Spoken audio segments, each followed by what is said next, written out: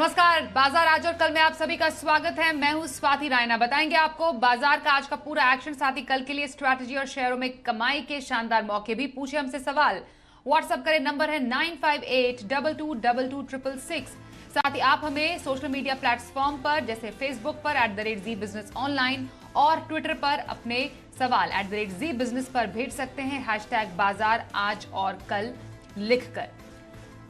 और कल की आपकी तैयारी कराने के लिए हमारे साथ जी बिजनेस के मैनेजिंग एडिटर अनिल सिंघवी से जानेंगे कि कल के बाजार पर क्या रखे खास स्ट्रैटेजी। और एक और खास मेहमान सेठी फिनमार्ट के विकास सेठी भी हैं, उनसे करेंगे बातचीत। विकास जी, करते हैं आपका शो में स्वागत। बातचीत शुरू करें उससे पहले जरा आज के बाजार पर एक नजर डाल लेते हैं। हफ्ते का पहला कारोबारी दिन बाजार के लिए कैसा रहा? तो कारोबारी हफ्ते के पहले ही दिन बाजार हुआ मुनाफा वसूली का शिकार। हमने देखा सेंसेक्स 171 अंक टूटा, आज 61,600 के पार बंद हुआ। तो निफ्टी में रही 21 अंकों की मामूली गिरावट और ये 18,300 के पार बंद हुआ। बैंक निफ्टी भी आज टूटा 60 अंक और 42,000 के ऊपर, हालांकि ये बंद होने में कामयाब रहा। और आइए एडिटर्स टेक में अनिल जी से समझते हैं कि बाजार पर हफ्ते के पहले ही कारोबारी दिन दबाव कहां से आया? भारतीय बाजार ने हफ्ते की धीमी और सुस्त शुरुआत की। वैसे संकेत बुरे नहीं थे अमेरिकी बाजारों से, क्योंकि उतार चढ़ाव के बीच हल्के हरे निशान में बंद हुए थे। डाउ पर हम शुक्रवार को, नैस्डैक ने तो डबल सेंचुरी मारी थी, लेकिन डाउ फ्यूचर्स सुबह से लाल निशान में थे। डॉलर इंडेक्स 107 के नीचे, बॉन्ड यील्ड थोड़ा सा 3.85 के आसपास, मिले जुले संकेत। लेकिन भारतीय बाजारों के लिए अपना एक संकेत और इम्पोर्टेंट था। पहला तो तकनीकी तौर पर कि हम बंद जो हुए थे शुक्रवार को, वो 42,000 के ऊपर बैंक निफ्टी पर पहली बार, 18,300 के ऊपर निफ्टी पर भी बंद हुए हैं। तो क्लोजिंग तकनीकी तौर पर मजबूत थी। साथ ही साथ एफआईज की तरफ से भी और लोकल फंड्स की तरफ से भी लंबे समय बाद दोनों तक की तरफ से कैश मार्केट में खरीदारी के आंकड़े आए। एफआईज की खरीदारी का आंकड़ा भी लगभग 3,000 करोड़ तक बढ़ा था। तो सारे संकेतों के बीच में ऐसा लगा कि होगी मजबूत शुरुआत, लेकिन हुई शुरुआत एकदम शांत और सुस्त। और उसके बाद पूरे दिन भर बाजार ने एकदम टाइम पास किया छोटी सी रेंज में। नीचे 18,300 को तोड़ने को तैयार नहीं और ऊपर 18,400 के पार जाने को तैयार नहीं। फिर हल्की सी कमजोरी के साथ 20 पॉइंट नीचे जाकर फाइनली बंद हुए बाजार। सेम वही हाल बैंक निफ्टी का रहा। 41,942 की रेंज में सपोर्ट लिया, 42,200 42,300 की रेंज में प्रॉफिट बुकिंग और बंद हुए 42,075 पे, मुश्किल से 70 अंकों के नुकसान के साथ। और सेंसेक्स में भी लगभग 200 अंकों का नुकसान रहा। तो बड़ा मिला जुला सा कारोबार रहा। लेकिन एक्शन जो आज दिखा वो पूरा स्टॉक स्पेसिफिक था, क्योंकि नतीजों का सीजन अंत में है। आज नतीजों के लिहाज से लास्ट डे है इस तिमाही का। आज जो देर शाम नतीजे आएंगे उन पर कल एक्शन हो जाएगा। लेकिन उससे पहले भारतीय बाजार हफ्ते की शुरुआत बेहद शांत नोट पर करते आए और कोई खास बड़ा उतार चढ़ाव वाला सेशन दिखा नहीं। हल्के लाल निशान में बंद होते दिखे आज। अब आइए आज के खास मेहमान विकास सेठी जी का रुख कर लेते। विकास जी, पहला दिन तो बाजार मुनाफा वसूली का शिकार हुआ। क्या स्ट्रैटेजी अभी आप बाजार में रखने की सलाह देंगे?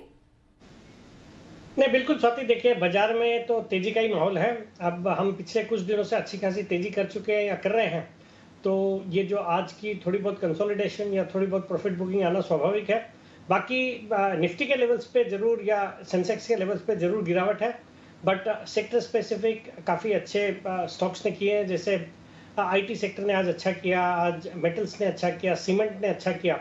तो ऑल इन ऑल बाजार में सेंटिमेंट्स पॉजिटिव है। फिर एफआईआईज के जो नंबर्स आ रहे हैं, खरीदारी के नंबर्स आ रहे हैं काफ़ी दिनों से, आज भी उनके अच्छे खासे खरीदारी के नंबर्स हैं। और इवन डीआईआईज ने भी बेचा नहीं है, हालांकि उनकी खरीदारी छोटी है, बट मुझे लगता है बाजार में बिल्कुल तेजी में रहना चाहिए और यहाँ से अच्छे अपसाइड आने वाले दिनों में और देखने को मिलेंगे। सिर्फ क्वालिटी स्टॉक्स में रहने की सलाह रहेगी। ओके, स्टॉक स्पेसिफिक एक्शन जरा समझे और आपकी पसंद के स्टॉक्स पर भी जरा चर्चा कर लें। अब विकास जी, किसी का पोजिशनल व्यू हो तो कौन से स्टॉक में आज आप खरीदारी की राय दे रहे हैं? देखिए स्वाति, अगर किसी को पोजिशनली खरीदना हो तो मुझे लगता है करंट लेवल्स पे आईआईएफएल फाइनेंस पे खरीदारी करनी चाहिए। आज ये स्टॉक 420 के आसपास बंद हुआ है। एक बहुत ही दमदार क्वालिटी की एनबीएफसी है जो कि 4 सेगमेंट्स पे काम करती है, जैसे home loans, business loans, micro finance और गोल्ड लोन। और एक सॉलिड फंडामेंटल्स है। इस तिमाही के जो नतीजे हैं, तिमाही के नतीजे भी बहुत अच्छे थे। 397 करोड़ का पैट आया, जो पिछले साल 291 करोड़ का पैट था। जो लोन बुक है इनकी, मैक्सिमम लोन बुक रिटेल से आती है, तो एनपीएस भी कम है, एसेट क्वालिटी भी अच्छी है। और इन्होंने पिछले क्वार्टर में इनकी जो सब्सिडरी है आईआईएफएल होम फाइनेंस, उसमें 20% हिस्सेदारी अबू धाबी इन्वेस्टमेंट अथॉरिटी को बिक्री करी है 2200 करोड़ में, तो उसकी वैल्यू आती है 11,000 करोड़ और कंपनी की आज टोटल मार्केट कैप है करीबन 16,000 करोड़। तो उस लिहाज से भी देखें तो मुझे लगता है एक अच्छे वैल्यूएशन पे, सस्ते वैल्यूएशन पे स्टॉक ट्रेड करता है। बाकी जिस तरह से मैनेजमेंट एग्रेसिव है, ब्रांच एक्सपेंशन एग्रेसिव हो रहा है, हायरिंग एग्रेसिवली कर रही है, मुझे लगता है ये स्टॉक अच्छा करना चाहिए। तो यहाँ पे खरीदारी करने की सलाह, 460 का टारगेट है और 405 रुपए का स्टॉप लॉस। ओके, तो आईआईएफएल आप कह रहे हैं, आईआईएफएल फाइनेंस में पोजिशनल खरीदारी करने की सलाह विकास सेठी की तरफ से। और लॉन्ग टर्म किसी को कोई स्टॉक अपने पोर्टफोलियो में ऐड करना हो तो इन्वेस्टमेंट पिक कौन सी रहेगी? बिल्कुल स्वाति, अगर किसी को लॉन्ग टर्म निवेश करना हो तो मुझे लगता है करंट लेवल्स पे प्राज इंडस्ट्रीज में निवेश करना चाहिए। ये स्टॉक आज 420-21 के लेवल पे बंद हुआ है। भारत की एक लीडिंग एथेनॉल प्रोजेक्ट सेटअप करने वाली कंपनी है और इसके अलावा भी कई और रिन्यूएबल एनर्जी के जो प्रोजेक्ट्स है वो ये करती है। बाकी एथेनॉल प्रोजेक्ट सेटअप करने के कारोबार में इनका भारत में 65% का मार्केट शेयर है। और जिस तरह से सरकार का फोकस है एथेनॉल की ब्लेंडिंग को बढ़ावा देने का, जो पिछले साल हमने 10% की ब्लेंडिंग देखी, वो अब सरकार का लक्ष्य है 2025 तक 20% करने का। तो उसके अंतर्गत जो आज 450 करोड़ लीटर की एथेनॉल की डिमांड है वो बढ़ के 1250 करोड़ लीटर होने वाली है। तो उसको मीटअप करने के लिए करीबन 10 से 12,000 करोड़ के नए प्रोजेक्ट्स लगेंगे, इन्वेस्टमेंट होगा एथेनॉल प्रोजेक्ट्स सेटअप होने में। तो वहां अगर हम 65% हिस्सेदारी देखें तो 8-9 हज़ार करोड़ की ऑर्डर बुक इनके पास सामने दिखती है। तो उस लिहाज से भी एक जबरदस्त अपॉर्चुनिटी है। फिर ये जो नॉर्थ इंडिया में जो दिक्कतें रहती है पराली जलने से, जो पोल्यूशन होता है, तो इन्होंने हाल ही में आईओसी के लिए भटिंडा में एक पराली को कन्वर्ट करने का एथेनॉल में वो भी प्लांट लगाया, जो 2G टेक्नोलॉजी बोलते हैं, तो वो भी है इनके पास। तो मुझे लगता है ऑल इन ऑल प्रोस्पेक्ट्स बहुत अच्छे हैं, फंडामेंटल्स बहुत अच्छे हैं। इस तिमाही के नतीजे भी दमदार थे। 48 करोड़ का पैट आया, जो पिछले साल इस तिमाही में 33 करोड़ का पैट था। बाकी जितने अच्छे खासे फंड्स भी इन्वेस्टेड है और मुझे लगता है ये स्टॉक करंट लेवल्स पे अच्छे खासे सस्ते वैल्यूएशंस पे भी ट्रेड करता है। तो इसमें खरीदारी करने की सलाह मेरा, इसमें 9 से 12 महीने का टारगेट है 550 रुपए। प्राज इंडस्ट्रीज 9 से 12 महीने के टारगेट के लिए, ड्यूरेशन के लिए ये खरीदारी की सलाह आ रही है विकास सेठी जी की तरफ से। आइए अब कुछ कॉलर्स से बात करते हैं। पहले कॉलर गाजियाबाद से दिवाकर भार्गव हमारे साथ है। दिवाकर जी स्वागत करते हैं, बताइए कौन से स्टॉक पर सवाल पूछेंगे? मेरे पास 200 पिरामिल एंटरप्राइजेस के शेयर हैं 1090 की खरीद से, तो उसको क्या करें? कब तक रख सकते हैं आप? जब तक प्लस में नहीं आ जाता। ओके, जब तक प्लस में नहीं आ जाता तब तक ये रखने की सोच रहे हैं। 52,000 के नुकसान पर है, ऊंची खरीद है इनकी। पिरामिल एंटरप्राइजेस प्लस में आ सकता है विकास जी? देखिए स्वाति, एक बड़ा डिसअपॉइंटमेंट किया है इस स्टॉक ने और दिवाकर जी को सलाह रहेगी कि अभी इन लेवल्स पे तो इसमें बने ही रहना चाहिए। नतीजे भी इस तिमाही के आए, नतीजे खराब थे और उसके बाद स्टॉक की अच्छी खासी हमने देखा 900 लेवल से पिटाई होकर 800 के लेवल्स पे आया। आज ये थोड़ा ग्रीन है, बट मुझे लगता है करंट लेवल्स पे होल्ड करना चाहिए। वैसे कंपनी का मैनेजमेंट अच्छा है, समय देंगे अगर 9 से 12 महीने का तो डेफिनेटली इनके भाव भी आएंगे और मुनाफा भी होगा। तो I would maintain hold in the current levels. Okay, current level पर होल्ड करने की सलाह पिरामिल एंटरप्राइजेस में आ रही है विकास जी की तरफ से। ओके, हमारे साथ एक और कॉलर है, बात करते हैं उनसे। अंजन गांव से दीपक पतून साहब। दीपक जी स्वागत करते हैं, बताइए आपका कौन से स्टॉक पर सवाल है?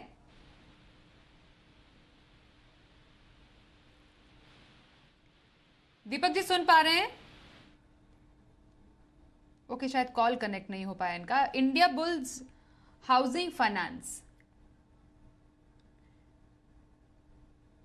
ओके 300 शेयर है 154 पर। इंडिया बुल्स हाउसिंग फाइनेंस पर इनका सवाल है, जानना चाह रहे हैं कि फिलहाल क्या कर सकते हैं इस स्टॉक में? नहीं बिल्कुल स्वाति, इस स्टॉक ने भी बहुत ही डिसअपॉइंट किया है। मैं भी गलत पड़ा हूँ, ऊंचे लेवल्स पे मैंने एक बार इसको रिकमेंड किया हुआ है और वहां से काफी पिट गया है। बहुत उम्मीदें थी इस स्टॉक से, बट परफॉर्म नहीं किया। मुझे लगता है इस स्टॉक को करंट लेवल्स पे कोई भी उछाल आती है तो उस पर निकलने की सोचे। और मुझे लगता है इस स्पेस में बहुत सारी अच्छी कंपनियां हैं, जैसे HDFC वगैरह, LIC हाउसिंग वगैरह। मुझे लगता है उन सब स्टॉक में निवेश करेंगे और लंबी अवधि के लिए रखेंगे तो कंपैरेटिवली ज्यादा अच्छे रिटर्न्स देखने को मिलेंगे। तो उछाल पे बिकवाली करने की सलाह रहेगी India bulls housing finance. India bulls housing finance उछाल पर बिकवाली की सलाह यहां पर आ रही है हमारे आज के एक्सपर्ट विकास जी की तरफ से। एलआईसी हाउसिंग फाइनेंस में आप डेफिनेटली खरीदारी के मौके तलाश सकते हैं, वो शायद आपके लिए बेटर स्टॉक साबित हो। आइए आगे बढ़ते हैं। हरियाणा से देवपाल जी सवाल भेज रहे हैं बीपीसीएल पर। 166 शेयर है और 427 है इनकी खरीद। बीपीसीएल पर जानना चाह रहे हैं कि अभी फिलहाल करंट लेवल्स पर इन्हें क्या स्ट्रैटेजी रखनी चाहिए। हालांकि इन्हें मुनाफा तो जरूर है, क्या करें? नहीं स्वाति, जहां तक मैं देख रहा हूँ उनकी प्राइस से तो काफी नीचे है, इनको अच्छा खासा नुकसान हो रहा है इस स्टॉक में। 427 पे इन्होंने खरीदा, अभी 305-10 के लेवल पे ये स्टॉक ट्रेड करता है। और वैसे भी लॉन्ग टर्म निवेशक को इस पे निवेश करने की सलाह नहीं है मेरी।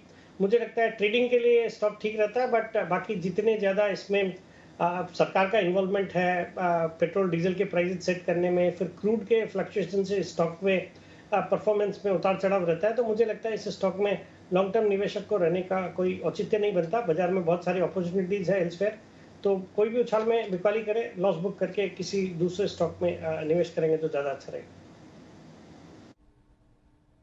ओके, तो बीपीसीएल से निकलने की सलाह है। आपको बताया आप लॉस में हैं, तो फिलहाल एग्जिट में आप एग्जिट करें बीपीसीएल पर, यही राय आ रही है हमारे आज के एक्सपर्ट की तरफ से।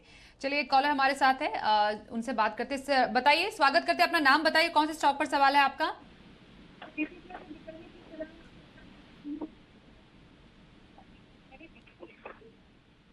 हितेंद्र जी स्वागत करते हैं। टीवी का वॉल्यूम प्लीज कम कर दीजिए और सवाल पूछिए। हाँ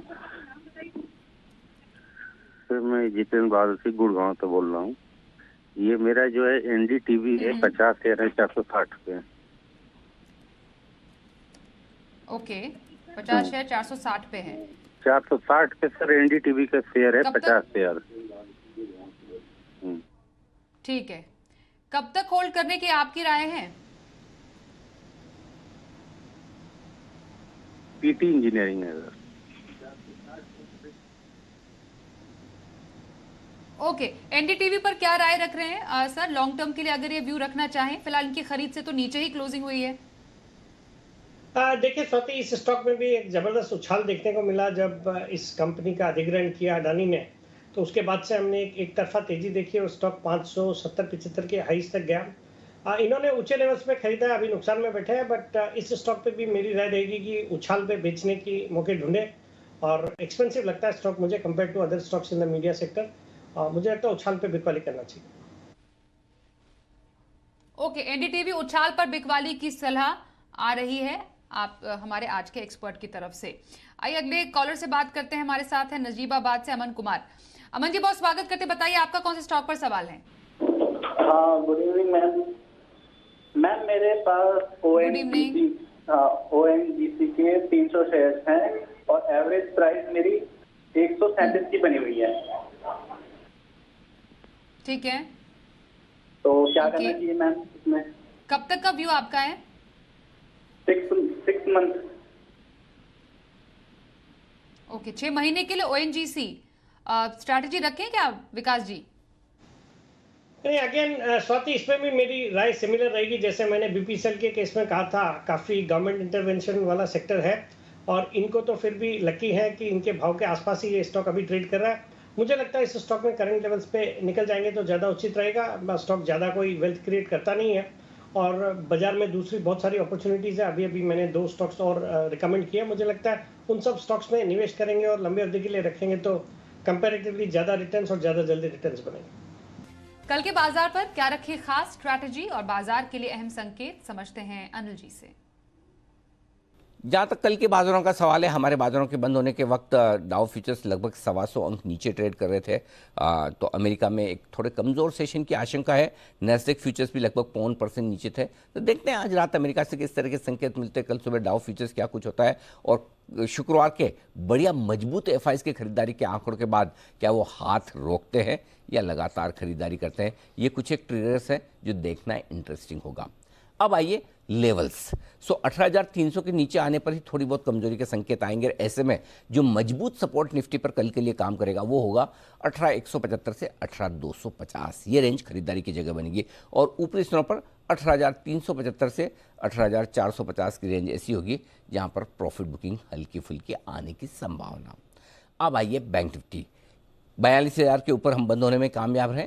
जो इम्पोर्टेंट लेवल है वो 41,825 से 41,925 की रेंज में रहेगा सपोर्ट के तौर पर, और ऊपरी स्तरों पर 42,225 से 42,350 की रेंज है जो हल्की फुल्की रुकावट है। इसके पार निकलने पर नया लाइफ हाई बनेगा और बाजार और जोर से बैंक निफ्टी पर एक्शन है जो मजबूती के संकेत दे रहे हैं। तो हो सकता है अगर बाजार में रिकवरी आए ग्लोबल संकेतों के साथ साथ तो बैंक निफ्टी उसे तेजी की तरफ लीड करने का काम कर सकता है, क्योंकि इंडिविजुअल बैंक्स थोड़ा मजबूत होने की कोशिश कर रहे हैं। आज नतीजों का सीजन का आखिरी दिन है, तो बाजार बंद होने के बाद जो ढेर सारे रिजल्ट्स आएंगे उन पर एक्शन कल आपको बाजार में देखने को मिलेगा। तो स्टॉक स्पेसिफिक एक्शन के लिए कल आपको तैयार रहना ठीक रहेगा। आइए अब कल के ऑप्शन की स्ट्रैटेजी देखते हैं। कल का ऑप्शन में